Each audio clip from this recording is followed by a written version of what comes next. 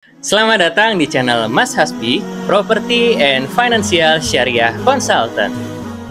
Selanjutnya, bagaimana dengan standarisasi dari nasabahnya? Ya, memang perbankan itu melihat beberapa karakter dari data nasabah ya.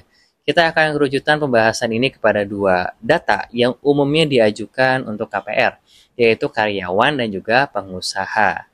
Kalau misalnya profesional kayak dokter, terus pilot, terus notaris, rata-rata mereka pembeliannya secara cash sih. Kalau KPR itu agak jarang dan lebih mudah di-approve juga sih. Selama dokter misal punya surat keterangan dia bahwa sana dia adalah seorang dokter, terus juga pilot ada license-nya, itu akan lebih mudah.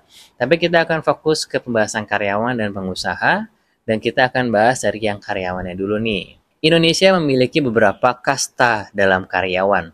Kasta yang paling tinggi dan paling mudah di-approve itu adalah mereka bekerja sebagai seorang ASN atau PNS, dan juga mereka bekerja di BUMN. Selanjutnya itu mereka bekerja sebagai karyawan swasta, dan garis bawahi yang di-approve itu biasanya adalah mereka yang karyawan tetap.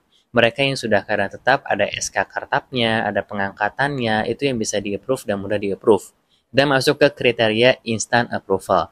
Lalu bagaimana dengan mereka yang masih karyawan kontrak? Sebenarnya bisa-bisa aja ya. Saya sudah tanya kepada beberapa lembaga keuangan syariah, tapi memang mereka akan melihat case by case-nya.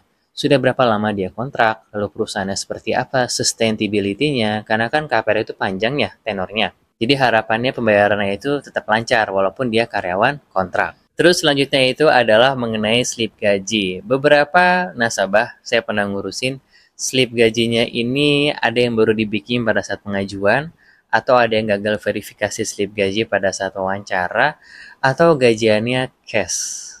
Untuk yang gajian cash ini, karena sudah dibuktikan ya, biasanya perbankan akan main aman. Mereka itu biasanya cenderung untuk menolak pengajuan KPR tersebut.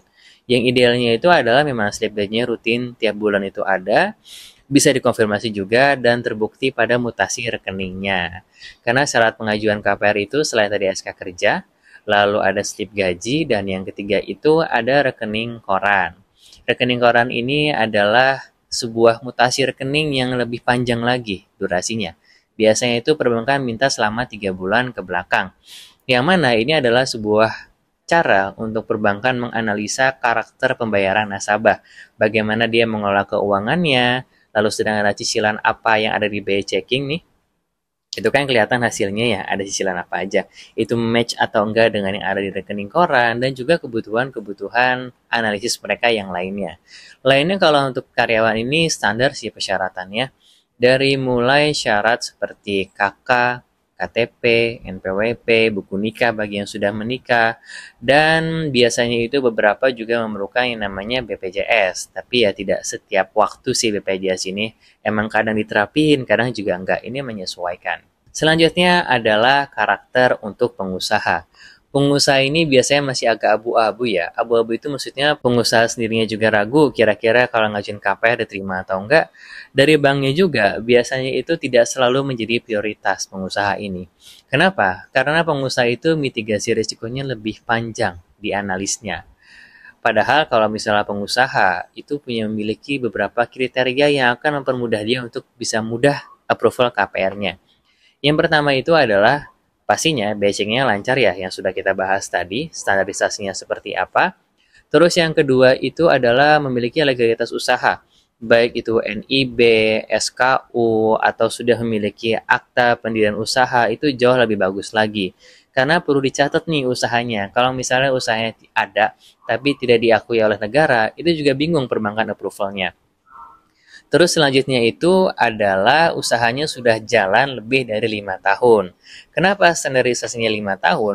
Biasanya bank itu melihat 5 tahun ini sudah melewati banyak fase bisnis ya. Naik, turun, lalu adaptasi dengan market, itu pengusaha sudah biasa. Makanya biasanya dianggap sudah sustain perusahaannya. Terus juga harus memiliki laporan keuangan minimal 6 bulan ke belakang. Jadi bagi para pengusaha, tolong banget kalau ada rencana untuk ngajuin KPR nih, ownernya ya, itu dibikin laporan keuangannya. Yang sederhana aja di Excel atau di Google Sheet itu nggak masalah, nggak mesti pakai sistem yang advance. Karena perbankan pengen lihat cash flow-nya seperti apa. Dan ini harus yang real ya, bukan yang angkanya itu angka-angka manipulasi, harus sesuai dengan kenyataannya.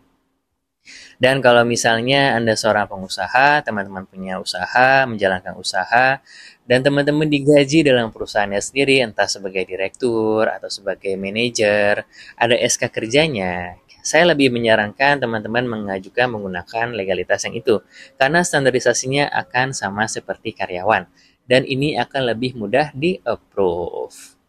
Itulah beberapa standarisasi ya yang ada di Indonesia, bagaimana caranya agar KPR teman-teman itu bisa diajukan dan juga bisa di-approve oleh perbankan syariah di Indonesia.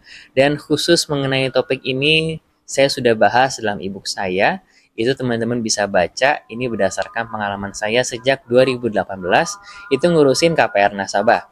Baik dari KPR yang murah ya, rumah subsidi, sampai rumah-rumah yang mahal yang harga miliaran. Alhamdulillah saya sudah banyak belajar dan saya akan sharing dalam ebook tersebut. Bisa beli ebook ini dengan link yang ada di deskripsi, tinggal diklik aja, atau juga bisa link yang ada di bio saya. Merasa konten ini bermanfaat, Anda bebas share kepada keluarga maupun teman-teman Anda. Jangan lupa like and subscribe, serta jika ada pertanyaan Anda bisa tulis di kolom komentar.